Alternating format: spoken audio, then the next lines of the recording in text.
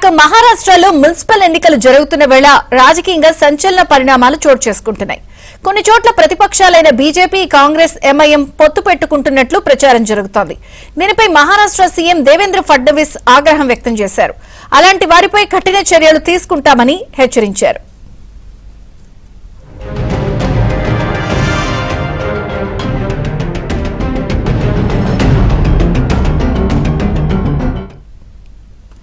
మహారాష్ట్రలోని అంబర్నాథ్ మున్సిపాలిటీలో అధికారం కోసం బీజేపీ, కాంగ్రెస్ కలిసి పనిచేస్తున్నట్లు ప్రచారం జరుగుతోంది. ఇక్కడ బీజేపీ అటు కాంగ్రెస్ తో పాటు ఎన్సీపీతో కలిసి అంబర్నాథ్ వికాస్ అఘాడీ పేరుతో ఒక కూటమిగా ఏర్పడినట్లు తెలుస్తోంది. ఈ పొత్తుతో శివసేనకు చెక్ పెట్టేందుకు ఆయా పార్టీలు ప్రయత్నిస్తున్నాయి. అలాగే అకోలా జిల్లాలోని అకోటా మున్సిపాలిటీ పరిధిలో బీజేపీ, ఎంఐఎం పొత్తు పెట్టుకుంటున్నట్లుగా కూడా ప్రచారం జరుగుతోంది. ఇలా రెండు చోట్ల బీజేపీ అటు కాంగ్రెస్ ఇటు ఎంఐఎంతో పొత్తు పెట్టుకోవడంపై శివసేన విమర్శలు గుప్పిస్తోంది.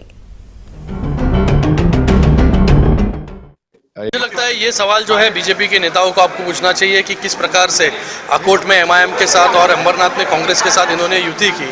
जिस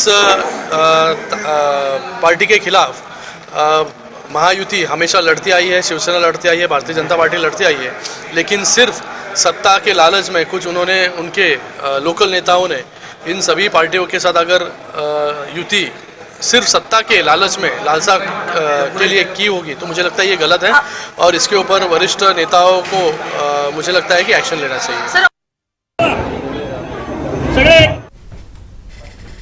మున్సిపల్ సీట్లు దక్కించుకునేందుకు స్థానికంగా ప్రతినిధి పార్టీలతో బీజేపీ పొత్తు పెట్టుకోవడంపై సీఎం దేవేంద్ర ఫడ్నవీస్ ఆగ్రహం వ్యక్తం చేశారు. అనుమతి లేకుండా పార్టీ నిబంధనలకు విరుద్ధంగా ఇలా పొత్తులు పెట్టుకుంటే కఠిన చర్యలు తీసుకుంటామని హెచ్చరించారు. ఈ విషయంపై పూర్తి వివరాలు సేకరించేందుకు పార్టీ నేతలకు ఆదేశాలిచ్చామన్నారు.